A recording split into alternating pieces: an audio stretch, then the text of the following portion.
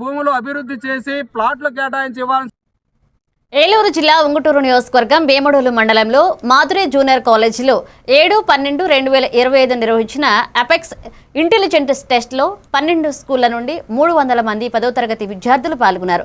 ఇక ముఖ్య అతిథిగా Vemadolu junior civil court judge S Priyadarshini Nutakki విజేతలకు బహుమతులు సర్టిఫికెట్లు అందజేశారు. 1వ ప్రైజ్ 5,000 రూపాయలు వెజ్జు నిఖితాదేవికి, అలాగే 2వ ప్రైజ్ 3,000 రూపాయలను కరణం శ్రీహర్షిత, జిల్లా తరుణి 3వ ప్రైజ్ 2,000ను బలే అంజలి, చిక్కాల స్వరూప, కొండేటి యశ్వంతులకు లభించింది. ఇక జడ్జి విద్యార్థుల ప్రతిభను అభివృద్ధి చేయడం, ఆత్మవిశ్వాసం పెంపొందించడం ముఖ్యమని ఆమె తెలిపారు. ఈ కార్యక్రమంలో అధికారులు, అధ్యాపకులు, తల్లిదండ్రులు పాల్గొన్నారు.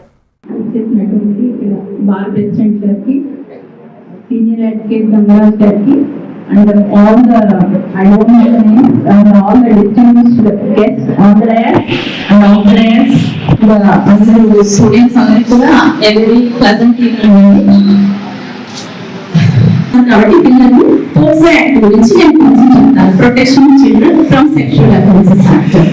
సో ఈ యాక్ట్ వచ్చేసరికి ప్రతి చిన్న అంటే 18 years సో ఎటువంటిది మనం రిటర్న్ అంటే మన పబ్లిక్ లో కూడా మనం నోటీస్ వచ్చింది.